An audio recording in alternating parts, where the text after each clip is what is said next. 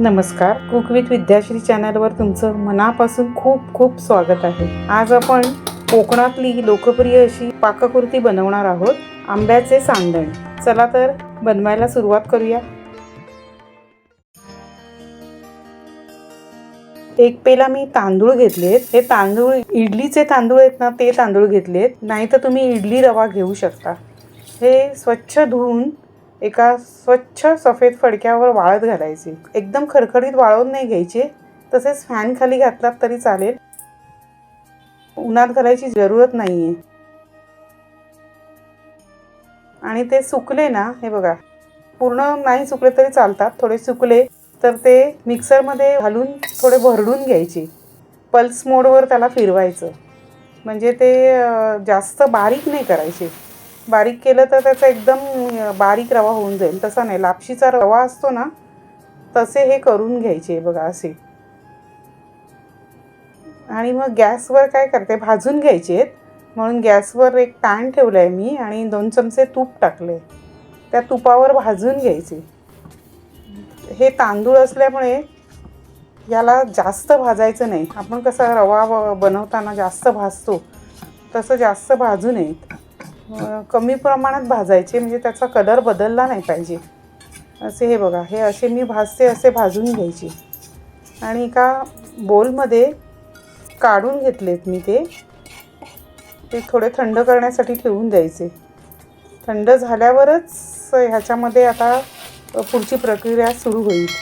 त्यासाठी मी बघा, आमच्या गावावरून आंबे आलेत, ते 2 आंबे त्यातले घेते।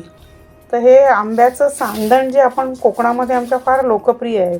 हे गणपतीतही बनवलं जातं, स्वीट डिश म्हणून।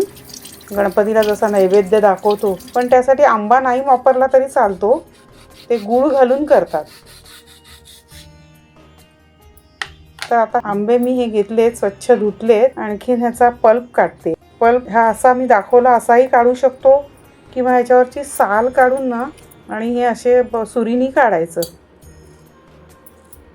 मिक्सरमध्ये टाकते आता मी, जे बारीक पेस्ट करायची, म्हणजे गाळायला गरज नाही।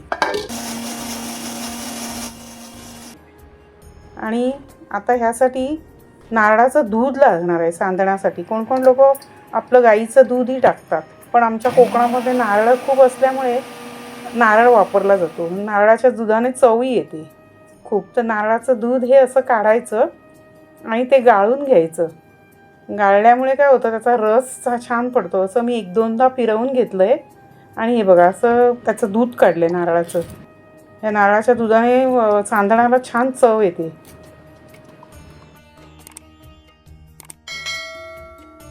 हे बघा, तांदळाचं आता रवा हा थंड झालाय, त्याच्यामध्ये हा 2 आंब्याचा जो पल्प आहे तो टाकूया। त्यानंतर 1 पेला खोबऱ्याचा कीस टाकायचा। त्यानंतर ड्रायफ्रुट्स टाकून घेतले मी ह्याच्यामध्ये। 1 पेला गूळ टाकायचं, कारण आपण 1 पेला जे तांदळाचा रवा घेतलाय त्याप्रमाणे प्रमाण 1-1 पेल्याचं आहे। त्याच्यानंतर चवीप्रमाणे मीठ टाकायचं, आणि हे नारळाचं जे दूध काढलंय ना, त्याच्यामध्ये हे सगळं मिश्रण मुरायला ठेवायचं, म्हणजे फुलून येईल हा रवा। पण या रव्याला कमीत कमी 1 तास या रव्याला भिजत ठेवलं पाहिजे।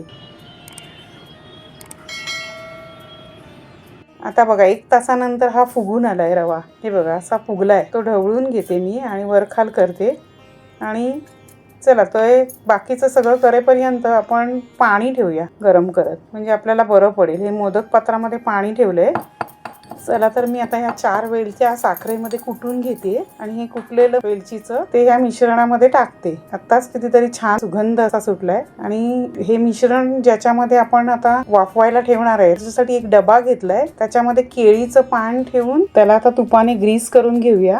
पानाला लावूया आणि कडेलाही डब्याच्या लावूया। ही तयारी अगोदर करून घ्यायची। यानंतर ह्या मिश्रणामध्ये 1 चमचा बेकिंग पावडर टाकायची। ती ॲक्टिवेट करण्यासाठी नारळाचं दूध काढलं होतं ते टाकलंय, आणि याला चांगलं ढवळून घ्यायचं। बघा कसा फुगून वर आला। आणि हे मिश्रण डब्यामध्ये ओतूया. ओतल्यानंतर जरा सेट करायचं. ते सेट करून झालं की ड्रायफ्रुट्स त्याच्यावर पसरवायचे आणि तेही थोडेसे दाबून घ्यायचे त्याच्यावर, म्हणजे त्याच्यामध्ये ते वर व्यवस्थित फुगून येतील. आता ह्या मोदक पात्रामध्ये हा डब्बा ठेवूया आणि त्याच्यावर मोदक पात्रावर झाकण ठेवूया आणि हे 40 मिनिटं तरी याला वाफायला लागतात. हे मध्यम आचेवर वाफवून घ्यायचं. आता उरलेलं मिश्रण होतं ते मी ह्या कुकरमध्ये ठेवलंय. शिट्टी लावायची नाही कुकरला.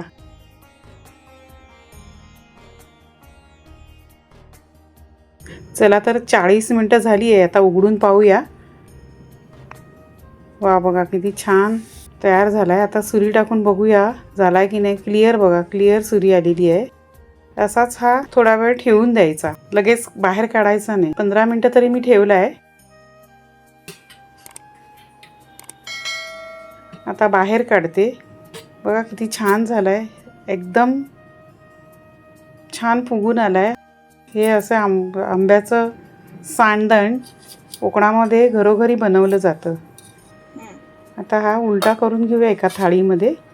त्याच्यावर असं मारायचं म्हणजे तो सैल होतो.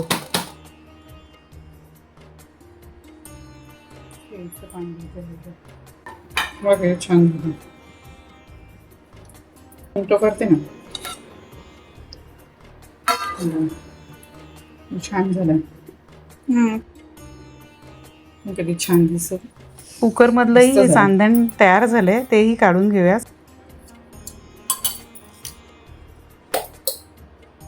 हे बघा, हाही छान झालाय. खूपच सुंदर होतो. त्याला काजूने मी डेकोरेट केलं होतं. छान झालं. आता हा कापून बघूया. तुम्ही कोणत्याही प्रकारचे तुकडे करू शकता. मी त्रिकोणी केलाय. हे बघा कसा छान एकदम फुलून आणि छान त्याला कण्या पण छान पडलेत. हे बघा, खूपच असा हा कोकणी केक आंब्याचा तयार झाला आहे. ॲक्च्युली ह्याला आंब्याचं सांधण म्हणतात, कुठे कुठे मोकल म्हणतात, कोणी टोपातलं म्हणतात. असे त्याला वेगवेगळी त्याला नावं आहेत. खूप छान असं हे तयार झालं आहे. तुम्ही बनवा आणि या रेसिपीचा तुम्ही आनंद घ्या.